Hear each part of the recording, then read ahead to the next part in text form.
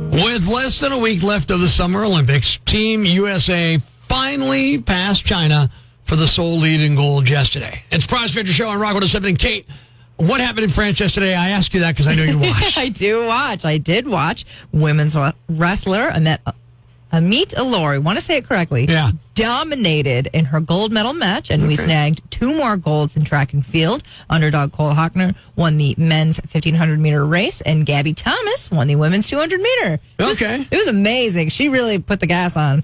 We also grabbed a silver in the women's hammer throw, a bronze in men's boxing, and 2 more bronze medals in track and field. Every time I do any kind of work around the house, I feel like I could be going in the hammer throw. I could do good in that event. I get frustrated when I can't fix nothing, and I whip the hammer at the wall, and it always sticks right in the drywall. It's perfect. So we entered the lead yesterday. We entered tied with China at 21 gold medals, but they only tacked on 1 more. So how do the standings look coming into today then? Team USA entered the day leading with 24 golds. USA! USA! China, 22. Australia, 14. France, 13. And Great Britain with 12. Okay. We also moved further ahead in the overall medal count with 86, and then China with 59. USA! Look, I'm glad Team USA is doing well, but I got to say, I haven't really seen a whole lot of the coverage. I don't know if you've noticed this, Kate. It's gotten dirty. Uh-oh. And now, things that sound dirty in the Olympics, but aren't. I love that these 2 ladies are next to each other because they can suss each other out. I've been through the Olympics 3 times. It is hard. Action has been tight so far. Ludwig stayed a little wider on that to open up good to poke it. They were virtually stroke for stroke. So it's another big one for the Americans, but not as big as Martin Engie.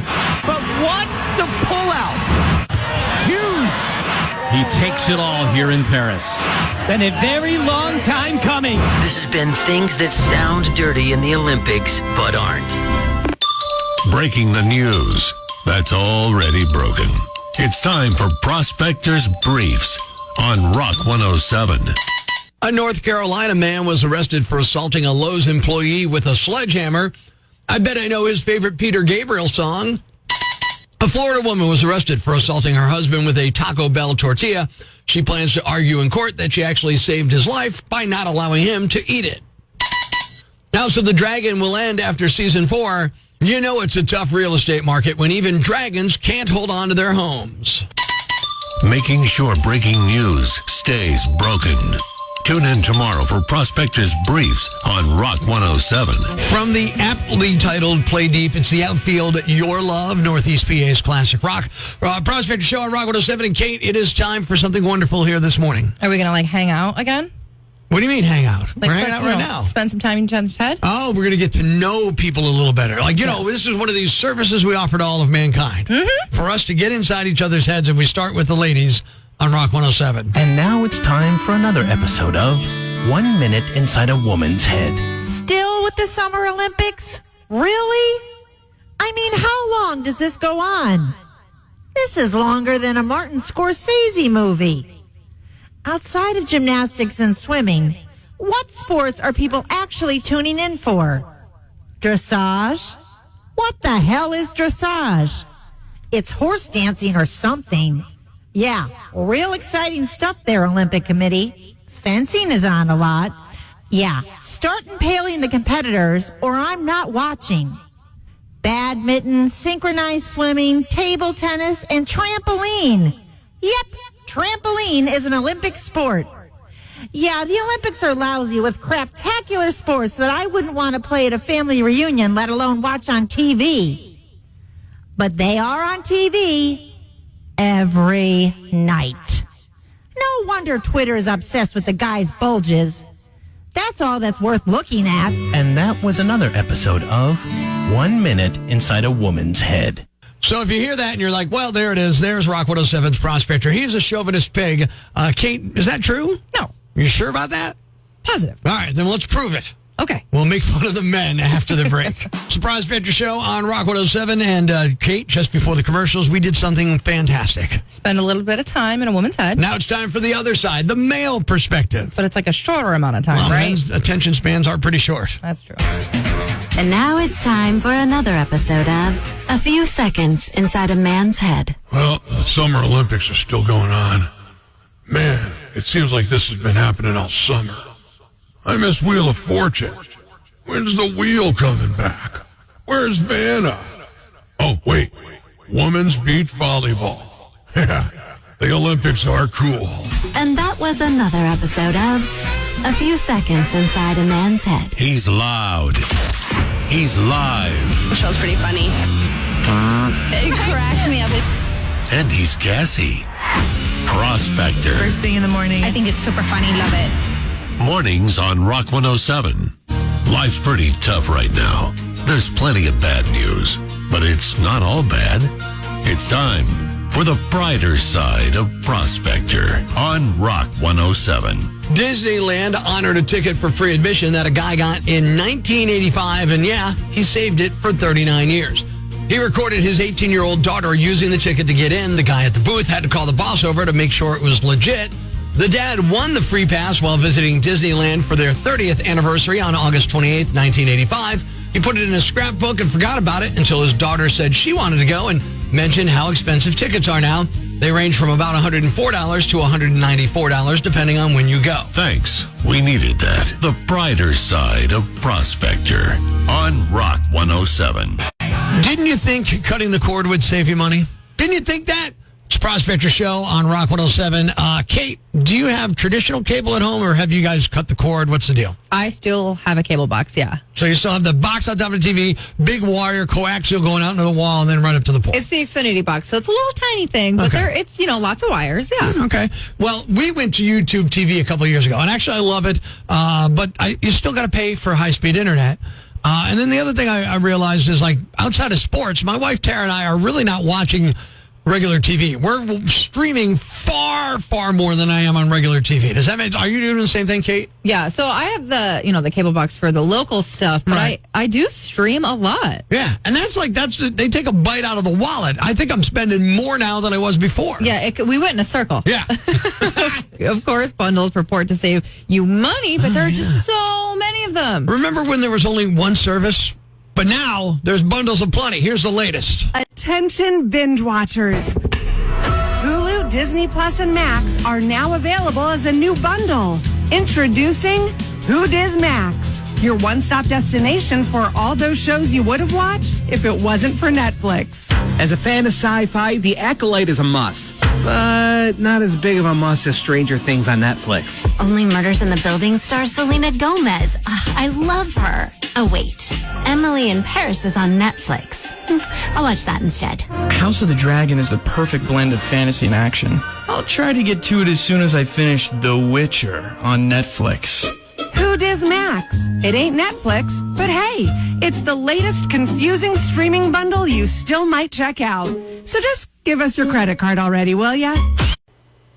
You know what sucks? When you find that you lost something, can't find it, it's an adapter for your phone, you're dying to find it, you finally give up, you go out, you buy a brand new one, you spend like $28 on the brand new one, and you freaking lose that one too. Yeah, finish this sentence. You know what sucks? It's Prospector Show on Rock 107. Kate, what sucks? When you think that you have money in your wallet, you open it, and flies flutter out. I hate thinking I got cash. Oh, I don't even use cash that often, but I still hate that feeling. It's even worse, actually, when you think you have money in your account and then the card comes up. Decline.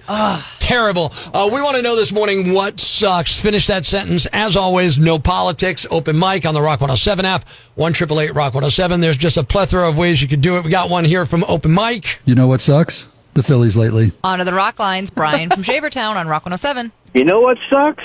Buying non-refundable tickets to the Rail Riders or the Penguins and then getting mandated for overtime. Oh, stupid job! I hate having one of those. That's the worst. Tom from your Facebook said, when you can't find a bottle opener for your beer, so you go looking for your keys to open a beer, because everyone born before 1970 can open a beer with their keys, but all the keys in your house aren't keys anymore. There's those electronic gadgets to start your car or open all your doors. You know what I do in that case?